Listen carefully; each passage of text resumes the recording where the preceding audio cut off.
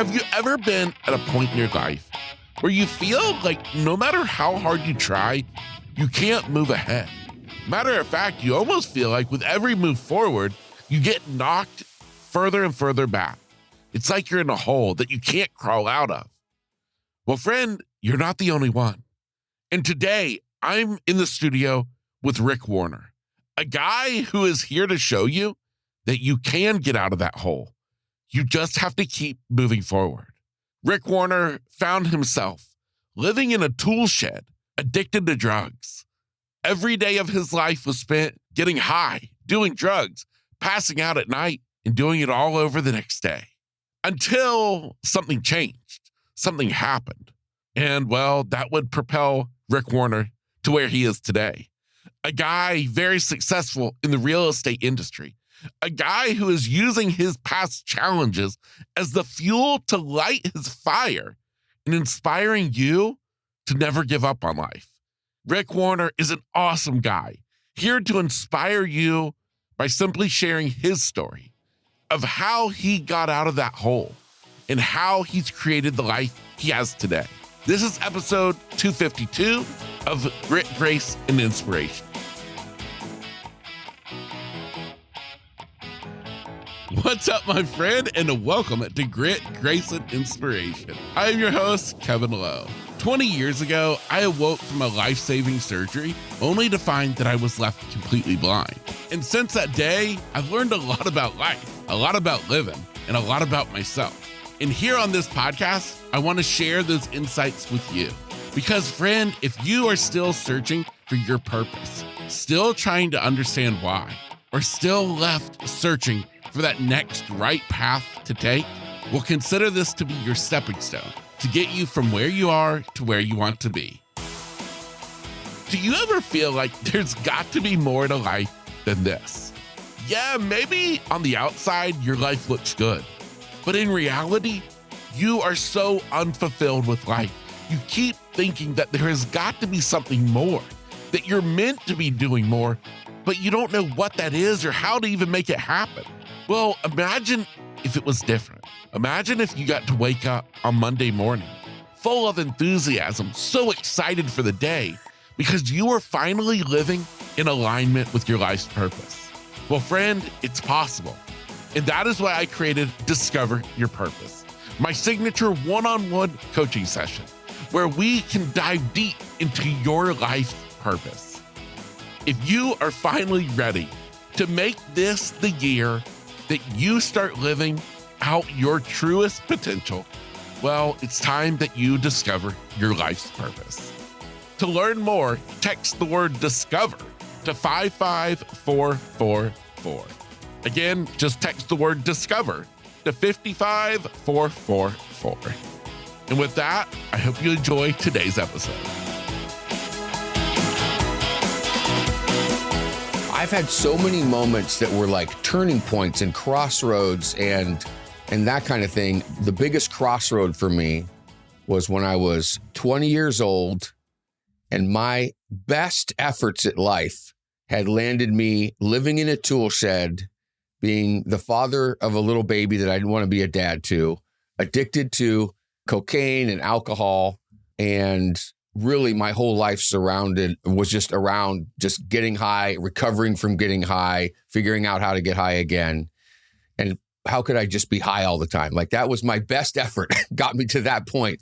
And this is despite having great parents and being taught right from wrong and no drug addiction or alcoholism in my family or anything. Like somehow this is where I ended up. And all that was fine until it wasn't on November 17th, 1989.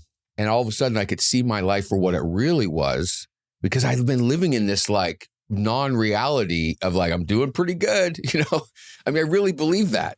And all of a sudden I could see my life for what it really was. And I was like, oh my God, what happened here? And what about this poor little baby who I'm his dad? And oh my God, I'm going to wake up tomorrow, even though I have this realization right now, I'm going to wake up tomorrow and I'm going to do it again. And that, by the way, that's if I wake up, because I think I did too much and I might not make it through the night. And so the next day I got introduced to a 12-step program, and, you know, my life has been forever different since then. That was That was 34 years ago, actually last week. I mean, and everything that's happened since then, and there's been a lot of amazing things, but also a lot of life has happened since then. But everything that's happened since that moment to right now, the foundation of who I am was born, that night. And it's been all about like, how do I undo what seemed like a completely undoable circumstance that I felt like I was doomed to live for the rest of my life in that place, that I was completely stuck, that there was no way out. And the idea that I don't have to live that way anymore. And, it's been a long, long time. So I don't know that that's a spark. I don't even know if that answers your question, but that was the big crossroads, and the things that happened, especially those first days, weeks, and months of learning how to live a life a different way. There was just amazing, incredible, unbelievable things that happened that they're just head scratchers. And you go, well, where did that guy come from? How did you have that conversation in that moment right when you needed it and all that stuff? Yeah. Yeah. I love it. Now, I want to come back to that day, November 17th, but talk to me though about what led you to this point in your life that you said you're living in a shed, you're doing drugs. What even got you there? Well, I don't know because, I'm going to call myself a pretty good kid. I did start smoking cigarettes at the age of 12, if you can believe that. And so, smoking, but I wasn't doing any drugs or alcohol. And then right before I turned 16, I got high for the first time and I was like, this is awesome. I cannot wait to do this again. And while there's been so many things in my life where I said, I'm going to do this again, and I never really followed up, I really followed up with doing drugs and alcohol. You know what I mean? Like I was great at it. And so, it was totally fun. But for me, and this is not most people. Most people can have fun and use it for enhancing fun legitimately and take it or leave it. And what happened for me was somewhere along the line, it went from being fun to just being necessary. It was a coping mechanism. And I mean, we could spend hours examining and re-examining, well, what was going on for Rick that he needed a coping mechanism? And to be honest, I've spent a fair amount of time looking at those things, and I'm a seeker. You know what I mean? Like I constantly read books, personal development books. I do personal development programs. I'm still very involved in 12-step work. Like I know there's work to be done. And so, what was it? I don't know. You know what I mean? There's so many different things that have led me to where I am. But for me, it was necessary for me to just function. I needed to have something in me, and I don't know. I don't know why, I remember there was this guy, Henry, that I met in a 12-step program. He's passed away now. But the question of why, to me or to a lot of people is like, oh, well, kind of who cares, right? He said, I think that what happens is that before we get born, God lines everybody up and he gives them a number 1 to 10.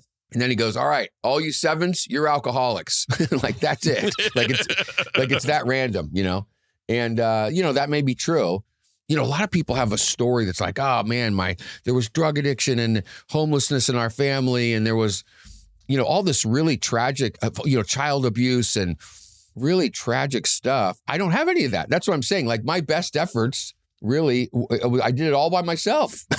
This place that I ended up, Yeah, no. Totally get it. And I also totally get it. Like sometimes we're like, gosh, we need a better story than this. Yeah, right. I don't even have a good story. I really don't.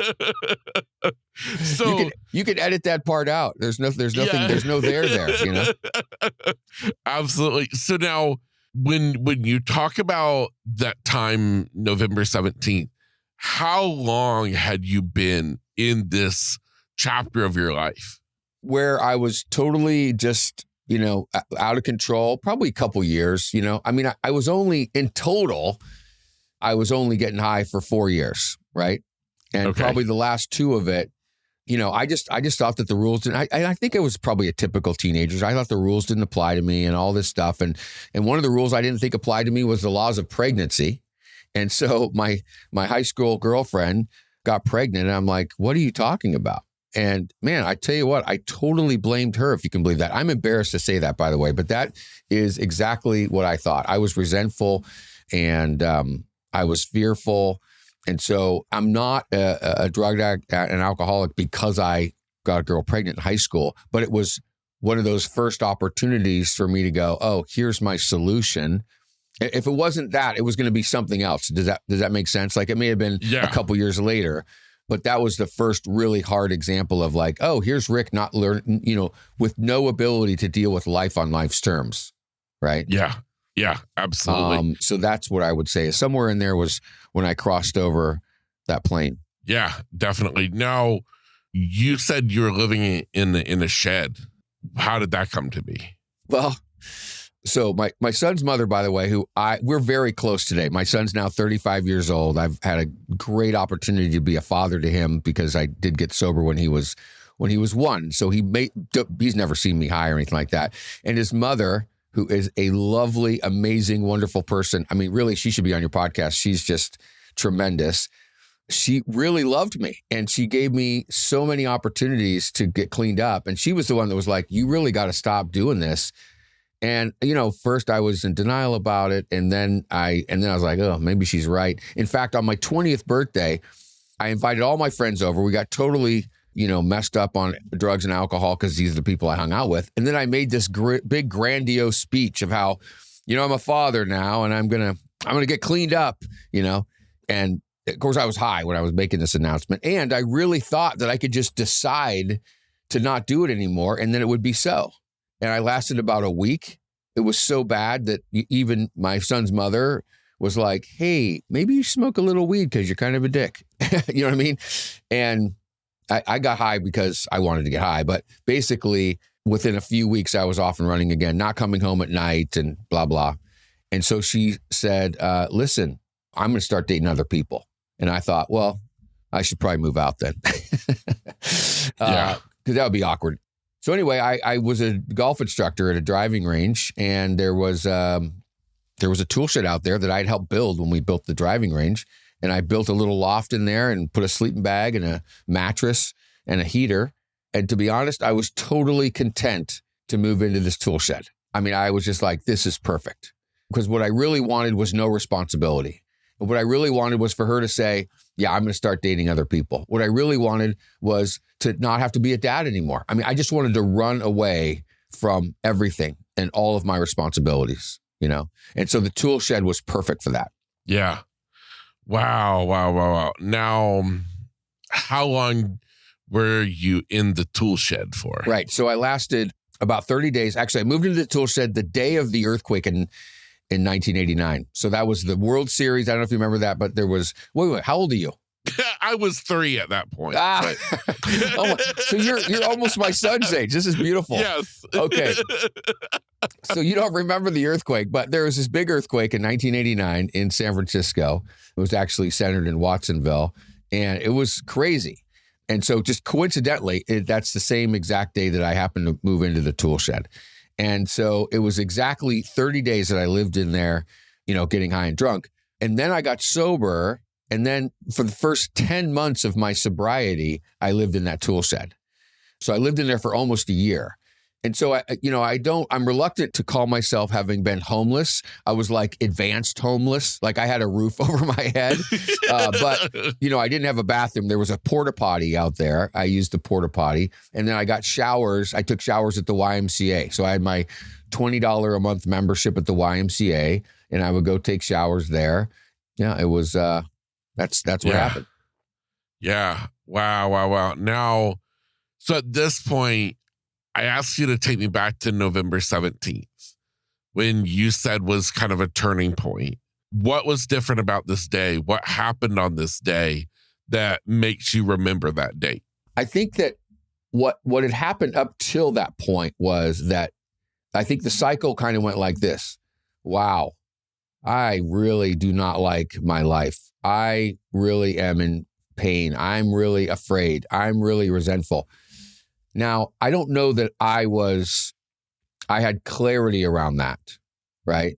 I think that I'm looking back. I'm giving you hindsight of, what was really going on for me internally after I've reflected and done a lot of writing and a lot of work and a personal inventory around what was going on for me. But the internal mechanism was fear, resentment, selfishness, dishonesty, and how that manifested itself was discomfort and anger and depression and whatever. And how I solved it was to get high, right? Whether drinking or doing drugs. So that was the cycle. And it worked every time. I would feel anything. I was going to say I would feel bad and I would get high. I would feel good and I would get high. Like I wanted to just not feel, basically. And so that worked every time until November 17th. And that was, what they describe in the program, a moment of clarity where I could see my life for what it really was. That's what I was describing to you. Versus normally I would just get high or drunk and it was like, okay, good. Right. And on this night, no relief. Didn't matter how much I put in me. I couldn't numb myself. I could only see myself for reality. And it was a gift. It was a gift to see with absolute clarity of what was really going on versus how I saw myself all the other times. Does that make sense? Yeah. Oh, absolutely. And it's funny because, a few months later when I was part of my process of getting cleaned up is to clean up the messes of my past, the places where I've harmed people and so forth. And so I was doing that with my mom and I said, hey, what was it like for you? And she goes, well, it was like this. Every time I spoke to you, it was like you had no sense or in touch with reality at all. Because we lived 200 miles apart. So it was basically on the phone. She didn't see me regularly. Okay. But it was like, you just had no sense of reality. You were living in la la land. And of course, I didn't think that. If you'd asked me at the time, I'd have said, I'm pretty good guy doing pretty good things. You know what I mean? Like I really had no idea how messed up I was. Yeah. Wow. Now, so did you go through AA? I did. Yeah. Now, so this is where it gets a little dicey because AA is anonymous and I want to respect the traditions of Alcoholics Anonymous, which is anonymity in press, radio, and films. This is technically none of those things, but at the same time, it kind of is. But I guess I've already broken that anonymity. So what I will say is that I am just a member of AA. I do not speak for AA. Everybody has their own experience. I'm always, if anybody's listening and they are struggling, put in the show notes, whatever give you my contact number. Anybody's allowed to call me and go, hey, I need some help. I will help anybody. But I want to be clear. I do not speak for AA. But I am a product of having worked the program and done the steps. Yeah. Amazing. Well, I can say you're not the first guest on the podcast who has went through AA and done the 12 steps. And I just want to say simply applause to you for putting up the fight because it couldn't have been easy. Well, I appreciate that. And I know that is coming from the right place. My reluctance around receiving that is, let's see, what is going on for me here? Because it's funny. It was a very kind thing that you just said. So I want to okay, let's break this down. Why am I pushing back on this? I think that for me, it is such an unlikely story. And knowing I'm so good at quitting things. And when I say quitting things, I don't mean quitting drugs and alcohol. I mean quitting everything else, right? In other words, if it gets hard at all, I'm out. I don't have, or at least my old story of myself was that I would quit. I'll give you an example. That first night on November 18th, I thought there was a meeting at a restaurant in a town that I was in. And so I went into this restaurant and it wasn't there. So kind of a funny story, but it wasn't there. And so literally my very first thought was, well, AA doesn't work. I mean, even though I didn't even get to AA, right? But I'm just such a natural quitter. I joke when I tell my story that I'm if you think you're a good quitter, I'm a better quitter. I'm like an Olympic gold quitter. Like I'm the best quitter you've ever met, if you know what I mean. And so knowing that about myself and the idea that I'm still sitting here having stayed clean this whole time, I have a real reluctance around crediting that to me in any way, right? I credit it to this higher power thing that I thought was total BS when I got to the program. I credit it to the people that helped me, but I can't really, it's hard for me to receive it for myself. Does that make sense? Yeah, no, it does. It does. And I mean, I totally respect that 100%. I want to ask you about something. I read it and I want you to give me the story around it before we start kind of moving forward after that moment, after getting clean. I want to back up. I read something that you said when you were 12 years old. You were watching a train go by and it changed your perspective on life. Would you share with me that story? Well, yeah, this is, I don't know where this story belongs except for it's entertaining. But when I was 12, I lived in the Central Valley and, this is 1982. Okay. So it was a different time. I'm a Gen X guy. This was back in the, summertime. Parents, were like, hey, get out of the house. Don't come back till the lights are on at the, in the whatever. And so it was like, this is, we drank out of the hose and all those jokes those memes that you see on TikTok or whatever. And so I had this little gang of motorcycle dirt bike guys that we would just ride around and have the greatest imaginable time, right? I mean, it was like we would pack up our lunches and we would ride our dirt bikes around and we'd get in trouble and it was just awesome. And this one time we were at the Kings River and we could kind of get anywhere by going on the railroad tracks. So we would, get to a dirt path somewhere and then the dirt path eventually would lead us to a railroad track. And then from the railroad track, we can go anywhere. So we were like way out of town and we were going to go swimming in this Kings River, which by the way, if my mom knew I was there, she would, die. Like there's no way I could have gone swimming at the Kings River. Kids drown in the Kings River every year. It's like this gigantic river with no lifeguards, no nothing. There's a current, there's trees. It's a mess. It's like, I would never let my kids swim there. But anyway, so there's all of us swimming in the Kings River underneath this train trestle. And then there's probably 10 of us. And there's all of a sudden one kid goes, there's a train coming. We should get on the train trestle while it's going over. And we're all 12 and it's peer pressure haven, right? Nobody has the courage to go, that's insane. We shouldn't do that. And so we all did it, right? We all scampered up the side of the riverbank, up to the railroad tracks. We ran into the train trestle and we all sat down inside these I-beams and waited for this train to arrive. And when you sit down in these I-beams, there's like one person per I-beam and you're just, all of a sudden you cannot see you can see your friends across. There's like 5 across from me and there's 4 on my side. I can't see the ones of my friends, but I can see the ones across and some of them are smiling and some of them look terrified like me. And all of a sudden here comes this freight train and it's not like an Amtrak that has 3 or 4 cars. It's a freaking freight train that has like 100 cars.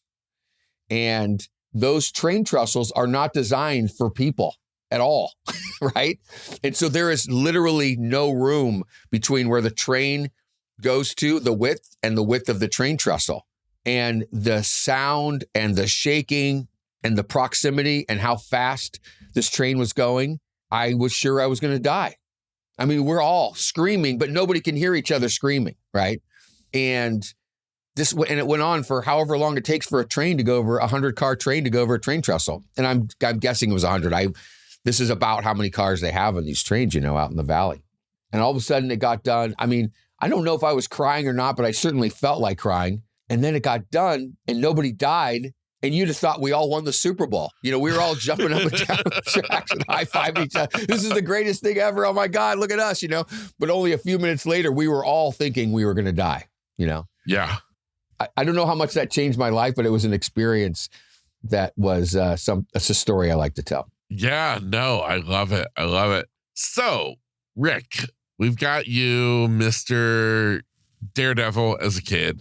We got you in this story that we've heard about. Where does life kind of go from there after you got clean? You went through the program.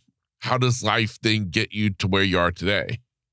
Well, so what's happened between then and now is, to me, it's kind of I alluded to before. I think in a lot of ways, I've kind of changed my addiction more than just not have it. So my addiction now is more around addiction. That seems a little bit strong. There's something that happens when you get a chance to help other people. There's something that happens when you get to look at your own experience of struggle and change that from like, oh, I'm so embarrassed that happened to, hey, I've had that happen to me too. Let me show you how you don't have to live that way anymore, right? And so when you get a chance to help other people and you see their eyes light up where they go, oh my God, maybe there's hope for me. It's an experience that is hard to replicate in any other way. And so for the last, 34 years, looking for those opportunities. And at first, for me, it was probably at least like 12 years where I really was just centered around helping other alcoholics, right? And then as I got into the business world, I found that it's equally awesome to just help people in general and to see where you can be of service to people and to come from contribution and make a difference in people's lives. And so that meant doing basically the same model. So where have I struggled in life? Well, let's see. I struggled in, I'm a real estate broker. Well, in 2004, I got my real estate license. In 2005, I was selling a lot of houses. 2006, I was selling a lot of houses. I thought, oh my gosh, this is great. I've arrived. I finally found my career. And 2006, I bought $1 million house, which was kind of a big deal for a guy living in, formerly in a tool shed. And then in 2007, things started to go a little bit sideways. 2008, the market crashed. And by 2009, on my 40th birthday, actually, and exactly 20 years almost from when I got sober, I was totally broke and I could not even pay my mortgage. I had 3 little kids, 3 more kids that I'd had on purpose, stay-at-home wife who needed to stay at home. And oh my God, here I am again, right? Here I am again at a crossroads of desperation. And how did I end up here? And a little bit of like, who did I think I was, right? Spending the money. I was buying $1 million house, all that stuff. Because all of a sudden there's no houses being sold. I don't even know what I'm doing. So kind of like when I went to the program, I sought help I'm like, I remember sitting on the couch at night every night. I couldn't pay the bills, just feeling like an elephant was sitting on my chest. What am I going to do? I'm going to lose the house. Where are we going to go? I mean, it was brutal. And so the only option was for me to get better at what I did. And so I sought out help, just like I did when I got sober. And except for in this case, I had to pay somebody I had to pay a coaching thing, whatever. But it really made the difference for me and it turned my whole career around. And then once I got stabilized and I paid off all my debt and I only actually had one 30-day late on my mortgage and we were able to keep the house and I paid off all my taxes and I paid off my credit card debt and I did all these things that I thought would never, ever happen. And once again, I just want to highlight, like, I was sure that I was stuck, that it was never going to get better and there was nothing I could do about it. And once I got to the other side of that, I was back to, well, wait a minute. I bet there's other agents that are struggling. And so for the last, 14 years, that's really been my thing. It was mentoring agents and then eventually having a little bit of a coaching company. So I do both now. I mentor agents for free and I have a paid coaching business as well. And then I'm fortunate to have a successful real estate practice. But again, the foundation it's kind of the same foundation, right? Which is make sure I'm doing the right thing and treating people right and make sure that I'm helping other people. Yeah, I love it. I love it. Now, I have no idea if you'll even be able to remember to pinpoint it, but do you remember when you realized, wow, this totally just kind of jacks me up, this idea of talking to people, helping people? Do you remember when that was? I don't know that I have a first time, but it was early on in my sobriety when here I was having spent the better portion of my life thinking that I was worthless and useless and that I had nothing to offer. And then talking with somebody who was newly sober and telling them just my story and for them to go, oh my God, like, you mean I don't have to live this way for the rest of my life? And to have that, I can't describe the connection, but it's that. And then I guess probably, so those one-on-one conversations for sure. And then getting an opportunity to speak in front of a group whether it's in the program or later on professionally, that's where I'm most comfortable, right? I got to do it last night. Actually, I was somewhere and I got a chance to share some of my experience. My mom was a school teacher. My dad was a pastor. It is in my blood to tell stories and to teach and to help. So it's a gift that was given me by my parents and by the universe, whatever. And so, that's where I get to see it. Yeah, I love it so much. What about for the person listening today? Maybe they're struggling. Maybe they're you back in the days of the tool shed, or maybe they're you later in life when you have it all and then everything disappears financially. What would you say to that person? Yeah, I think this is the whole reason I go on these podcasts. I'm not selling a book. Your audiences are filled with realtors who look for coaching. So what you're talking about now is exactly why I go on all these podcasts and it's this, that you are not stuck, that everything is temporary. And when I say everything, I don't mean like people have certain physical conditions, whatever, that's stuff that they cannot do anything about. But the emotional state that goes with that, they're not stuck with, right? And a lot of their external circumstances, they're not stuck with. And the key is to find the people that have been where you are right now and get help from them and give them the opportunity to be helpful to you. And then once that happens, and once you get out of your stuckness, which you will do, then you go help somebody else. And that's how you keep it. And to me, that's the formula, right? This idea of I can handle it myself is some archaic patriarchal bullshit idea. And the more you can allow yourself to be helped by other people, two things happen. One is you get helped, and the other is you give the opportunity to the other person to be helpful. And then once that happens, make sure that you don't just get your helpfulness and go about your life, that you go back and you give back to the person who's behind you that needs the help. And that link, I kind of picture the links on a chain, and that you don't want to be the last link on the chain. You know what I mean? You want to have one person in front of you, one person behind you at all times. I mean, even in our coaching program, we formulate that where we encourage our students not only to have mentors and coaches, but also to have mentees, even if they think they don't have anything to offer. I promise you do. Everybody has something to offer to somebody. So to me, you're not stuck. That's the first thing. And the next thing is and I just gave you the formula on how to get out of it. Yeah. Rick, dude, you are absolutely awesome. I appreciate you taking the time to share your story for the reason of exactly what you said is the reason you do this, is the hope that maybe there's somebody listening, living somewhere in the world, who hears something you said, hears your story and says, you know what? If he can do it, so can I. That is exactly right. That's my whole purpose. That's why I'm here. And it doesn't have to be drugs and alcohol. Like that happens to be my experience, but it could be anything. Maybe you're in a bad relationship, or maybe you are in a career that you don't love, or maybe you think that, whatever it is, like everything is unstuckable in my view. Yeah, absolutely. So my next question is this. For the people who are like, man, I actually like this guy, where can they plug into your world at? Where's the best place for us to send them? 415-302-6348. You can text me right now if you're, and in fact, the reason I'm saying that is, do text me right now. If you're listening to this and you're like, oh man, I should probably talk to this guy. Don't wait, because there's only there's a small window of opportunity for that moment of clarity.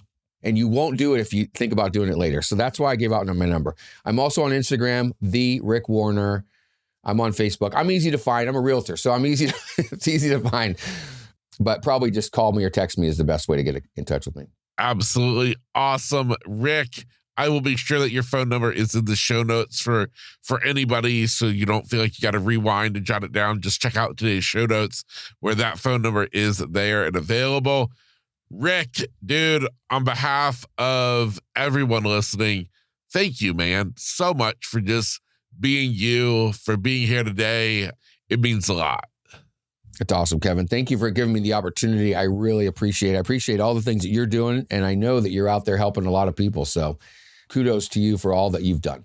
Yeah, thank you so much. And for you listening, man, another amazing guest here on Grit, Grace, and Inspiration. My hope, my prayer is that you take something said today and you use it to impact your own life and then share it with others. It's just like what Rick was talking about, being a link, another chain, passing it on.